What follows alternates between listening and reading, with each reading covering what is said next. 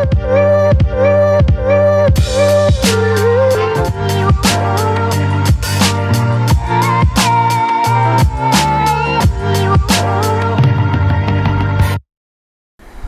and welcome back teman-teman netizen atau warganet yang saya hormati semuanya. Di konten terbaru hari ini saya ingin membahas tentang Persib Bandung yang kemungkinan akan membuat kejutan sebelum jendela transfer untuk putaran kedua Liga 1 ditutup pada tanggal 28 November nanti.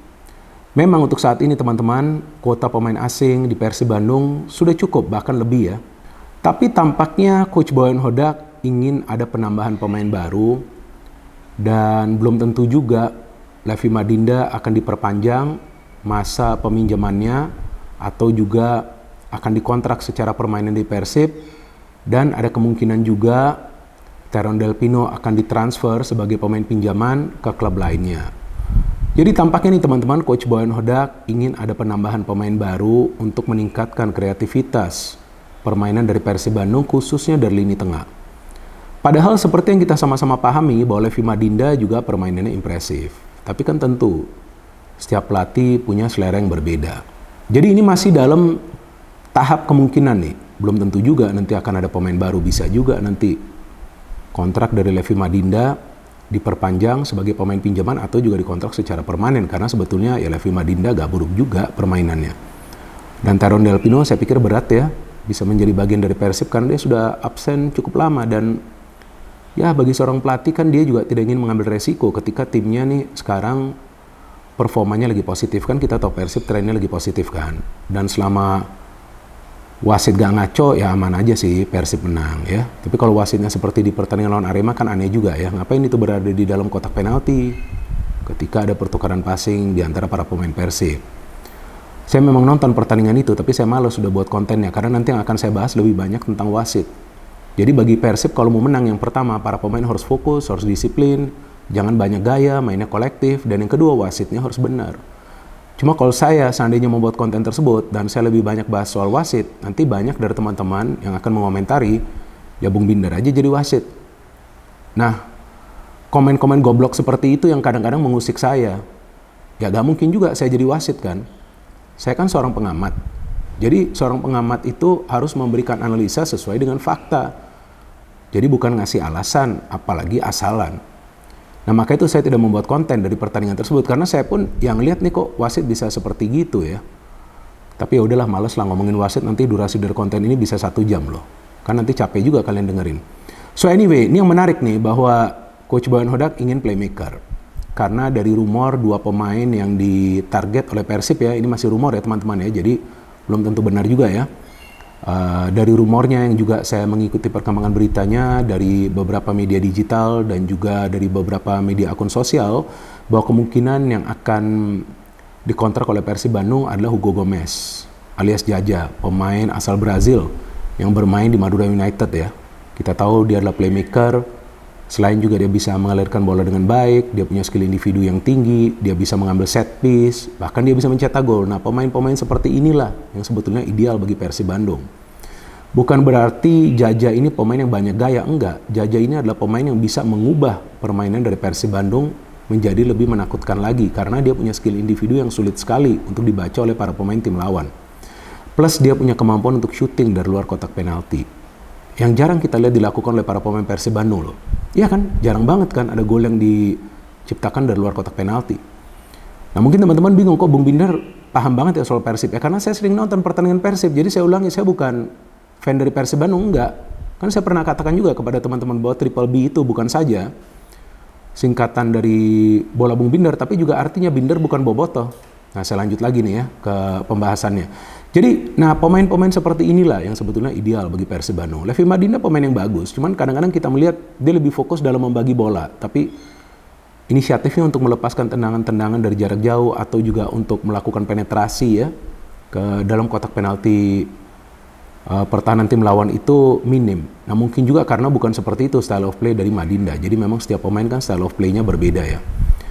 Jadi ini Coach Boyan Hodak ingin pemain yang memang bisa memberikan warna baru dalam permainan Persib Bandung, dan saya pikir itu tidak ada salahnya. Tapi seandainya Coach Boyan Hodak tidak mendapatkan pemain baru tersebut, bukan tidak mungkin juga nanti Levi Madinda akan diperpanjang. Apakah itu sebagai pemain pinjaman lagi atau juga dikontrak secara permanen, karena ya saya harus fair juga mengatakan bahwa gak buruk juga performa dari Levi Madinda. Kan pernah saya jelaskan dia menjadi penghubung lah untuk ke lini depan. Tapi selain itu juga teman-teman, David da Silva yang saya baca beritanya tentang David da Silva bahwa dia telah perpanjang kontraknya loh. Nah ini kan kabar baik bagi para supporter dari Persib Bandung ya. Karena ya kita tahulah David da Silva ini kan predator di dalam kotak penalti. Kan saya pernah menjelaskan ketika Persib kontrak David. Ini predator tapi suplai bolanya harus bagus. Nah jadi jangan sampai para pemain Persib hanya main dari sayap terus, tapi gak ada pemain dari tengah yang bisa memberikan umpan-umpan terobosan yang akurat. Nah ini bagus nih, bahwa David sudah bertahan, masih ada Ciro, jadi sekarang tinggal di tengah nih.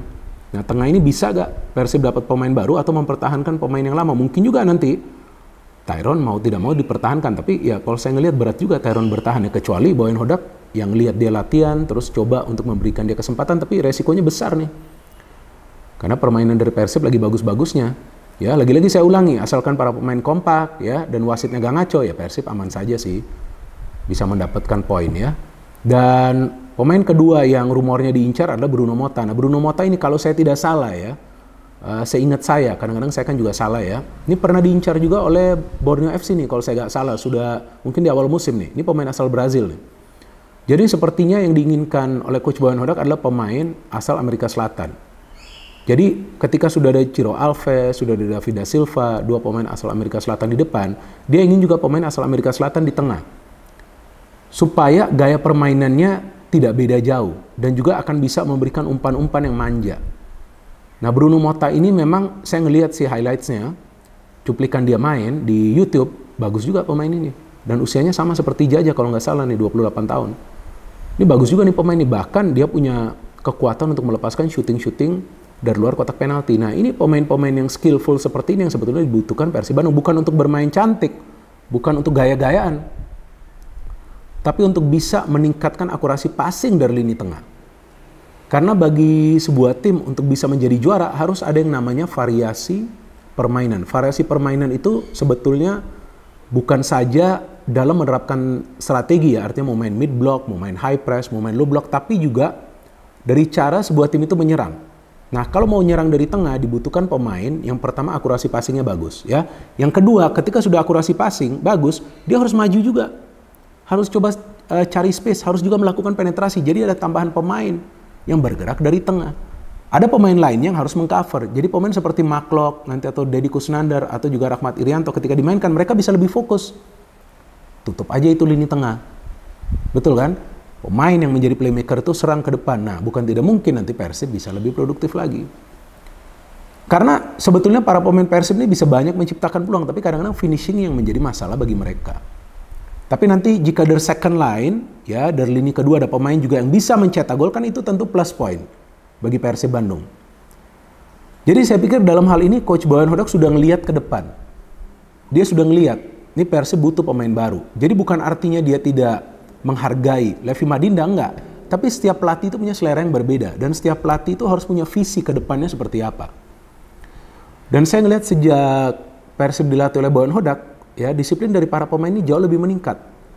Saya nggak ngerti, mungkin Boyan Hodak ini lebih keras ya. Nah saya kan nggak tahu juga di belakang layar seperti apa instruksinya kepada para pemain. Tapi tampak para pemain Persib ini mainnya tuh ada pola. Jadi nggak cuman gocek kiri, gocek kanan, enggak.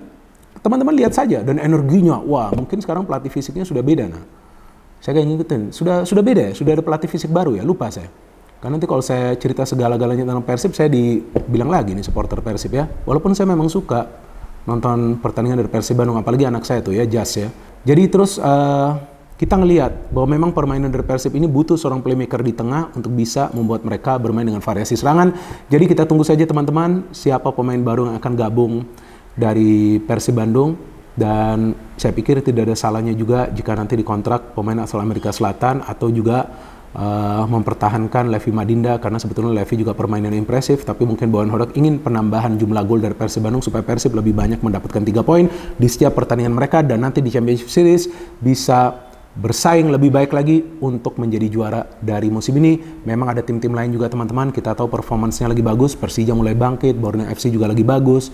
Ya, tapi tampaknya Persib Bandung ingin juga menambah kekuatan sebelum nanti jendela transfer ditutup pada tanggal 28 November nanti. Jadi kita tunggu teman-teman, apakah pergerakan kalem dari Persib Bandung di bursa transfer untuk putaran kedua dari Liga 1 ini nanti akan diakhiri dengan sebuah kejutan. No hate, no politics, only football. Salam sepak bola.